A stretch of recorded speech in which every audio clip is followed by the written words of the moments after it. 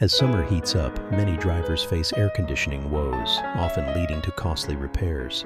A common misdiagnosis by repair shops is attributing cooling issues to a faulty AC pump. In reality, nearly 95% of problems stem from low or incorrectly filled refrigerant levels. Typically, repair shops may perform a hasty refrigerant top-up, and if cold air isn't achieved immediately, they hastily declare the pump defective.